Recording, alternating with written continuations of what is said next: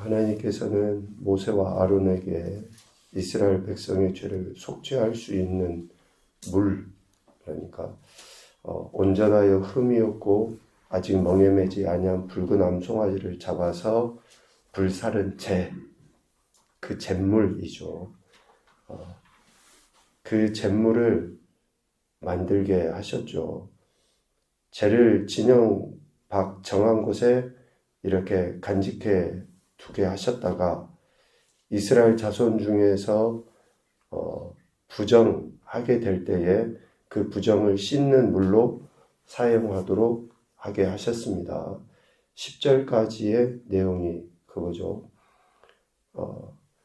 오늘 11절부터 내용은 붉은 암송아지의 재로 만든 정결하게 하는 그 물을 언제 사용해야 하는가에 대한 이야기를 지금 하고 있습니다.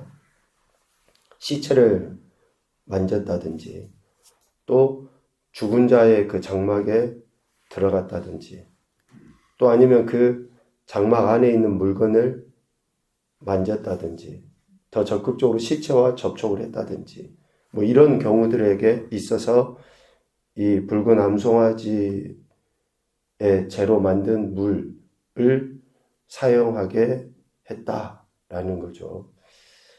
사람의 시체를 만진 자는 이래 동안 부정하다라고 11절에 이야기합니다. 여기서 부정하다라는 그 말은 더럽혀졌다, 깨끗하지 못하다라는 그런 의미예요. 깨끗하지 못하다. 그러니까 실질적으로 죽음은 죄의 결과로 보죠. 죄의 결과. 그 죄의 결과로 보기 때문에 죽은 사람의 시체를 만진다라는 것은 그 사람의 죄와 함께한다라는 그런 의미거든요. 그 사람의 죄와 같이 더럽혀졌다라는 그런 의미예요. 그래서 시체와 접촉한 사람이 정결하게 되기 위해서는 붉은 암송아지의 재가 사용되어야 한 것이죠. 12절에 보면 그 재를 물에 타서 잿물로 만들죠. 그래서 오염된 사람에게 뿌려지는데 셋째 날과 일곱째 날에 뿌려라 라고 이야기하십니다. 제3일에 잿물로 정결하게 하면 제7일에 정결해지는 거죠. 그러니까 이런 과정들을 거쳐서 죄를 사함받을 수 있도록 하나님께서는 말씀하고 있습니다. 여기서 정결하게 하다, 정결하게 할 것이다, 이런 단어들은 빗나가다라는 의미가 있습니다. 빗나가다. 그러니까 죄로부터 떠남을 상징하죠. 죄로부터 떠남. 부정은 죄와 하나됨이고 정결함은 죄로부터 떠남을 의미합니다. 그래서 붉은 암송아지의 재를 잿물로 만들어서 셋째 날과 일곱째 날에 뿌릴 때에 이런 행위로 인해서 죄로부터 떠남을 상징하는 것이 바로 정결하게 하다, 그런 의미죠. 그러니까 정결이라는 그 말은 실질적으로 우리가 깨끗해지다라는 그런 의미보다 어떤 측면이 더 강합니까? 부정에서 해방되다. 신학적으로 이야기하면 죄사함 받다. 그런 의미가 강한 거예요. 부정하다라는 것이 우리 안에 그냥 단순한 더러움의 문제가 아니라 죄의 문제라는 것이고 그 죄의 문제를 해결받는 것은 죄에서 떠나는 그 길밖에 없다는 거죠. 그런데 죄에서 떠나는 것은 여전히 우리가 죄인인데 어떻게 떠납니까? 그러니까 정결하게 하는 그 무엇, 구약에서는 붉은 암송아지의 잿물로 정결하게 되고 신약에서는 예수 그리스도의 보혈로 정결하게 된다라는 것을 의미하는 거죠. 죄에서 떠나게 된다라는 것을 이야기합니다. 그래서 사람이 시체를 만지자는 부정하게 되지만 그 부정에서 해방되는 도구는 붉은 암송아지의 잿물을 뿌릴 때이다 라고 이야기하고, 또 그 이후에 시체가 있는 장소에 들어가는 사람도 또 그곳에 있는 것도 부정하다라고 14절에 이야기하죠. 앞서 이야기한 것처럼 시체는, 사람의 죽음은 죄의 결과로 보고 있기 때문에 그렇습니다. 그래서 그 죄에 노출된 거예요. 그 시체가 있는 장막에 들어간다든지 그곳에 있는 물건들 또한 죄에 노출되어 있기 때문에 부정하다라고 여기는 거죠. 이것은 죄의 강력한 전염성을 상징합니다. 누룩과 같다라고 이야기했습니다. 그래서 보이지도 않지만 어느 순간 보면은 그 죄에 오염되어 있는,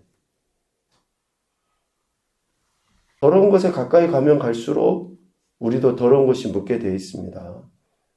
그러니까 죄를 멀리하는 방법,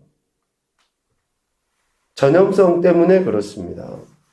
얼마나 강력한지 우리가 매일 매 순간 경험하는 것이죠.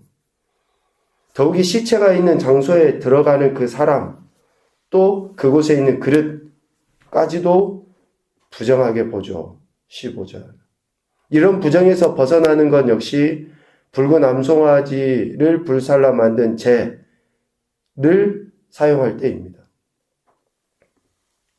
그 재를 가져다가 흐르는 물과 함께 그릇에 담아 정결한 자가 우슬초를 가져다가 그 물을 찍어 장막과 또 모든 기구, 또 거기에 있는 사람들에게 뿌리고, 또 뼈나 죽임 당한 자, 또 시체를 만진 그런 사람에게 뿌렸었죠. 17절, 18절에 보면. 이 붉은 암송아지를 불태워서 만든 재를 흐르는 물에 담았다. 이렇게 흐르는 물과 함께 그릇에 담아서 썼다. 이 흐르는 물을 직역을 하면 살아있는 물이에요. 살아있는 물. 그러니까 이렇게 웅덩이에 고여있는 물은 반대로 보면 죽은 물이죠. 그러나 흐르는 물은 살아있는 물. 그러니까 신선한 물인 것이죠. 죽음의 권세를 몰아내는 생명수라고도 할 수 있습니다. 결국 예수님을 상징하기는 합니다. 그 흐르는 물에 그 재를, 그러니까 물에다가 재를 담아서 이렇게 정결한 자가 행하는 것이죠. 정결한 자가. 이러한 정결 예식은 죄와 관련되어 있습니다. 죄와. 즉, 부정에서 해방되는 것과 관련되어 있는 것이죠.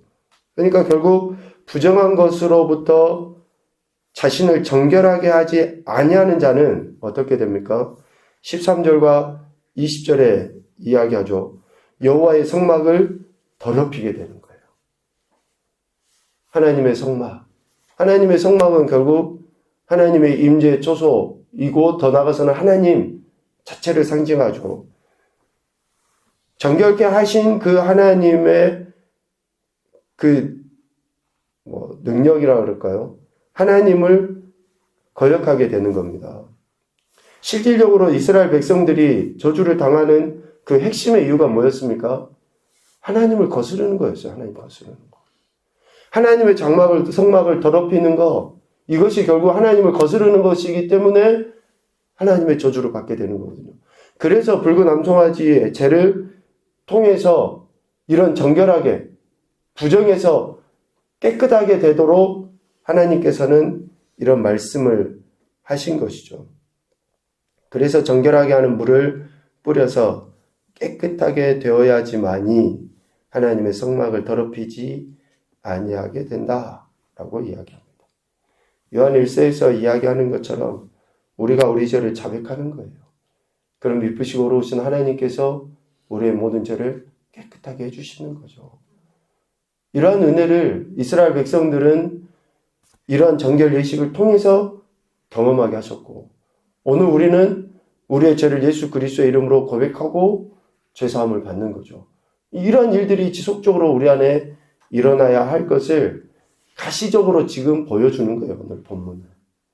오늘도 우리가 시체를 만질 수 있죠. 또 시체가 있는 장소에 들어갈 수 있어요. 영적인 의미로.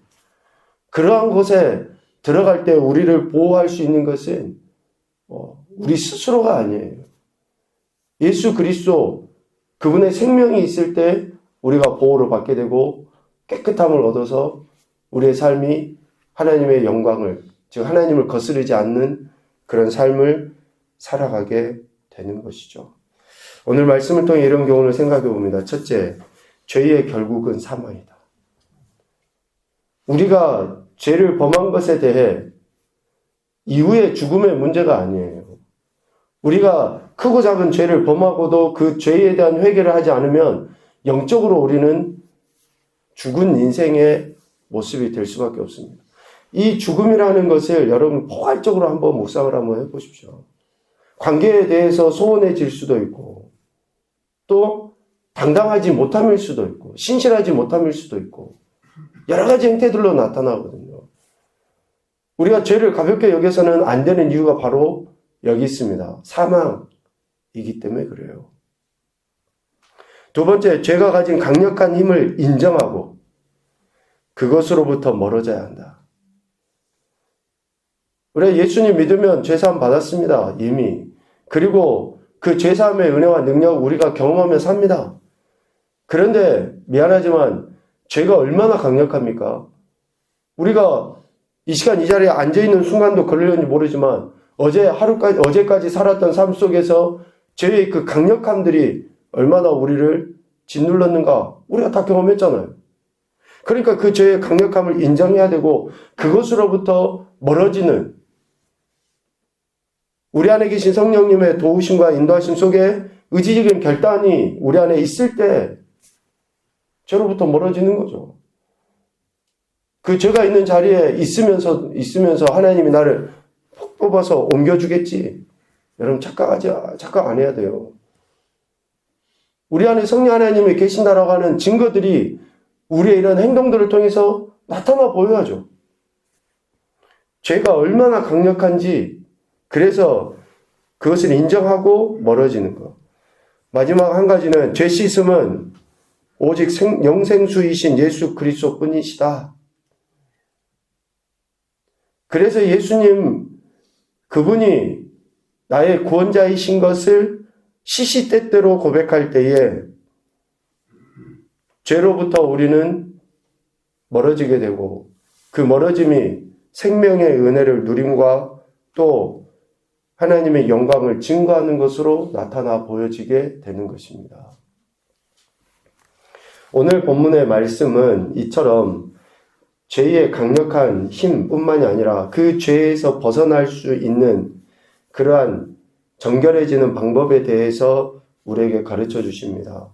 예수 그리스도 그분만이 우리의 죄를 씻으시는 유일한 분이심을 믿고 우리의 연약함을 겸손하게 내려놓으시면서 그 안에서 참된 영적 자유, 생명의 은혜를 누리시는 귀하고 복된 인생이 되시기를 주님의 이름으로 축복합니다.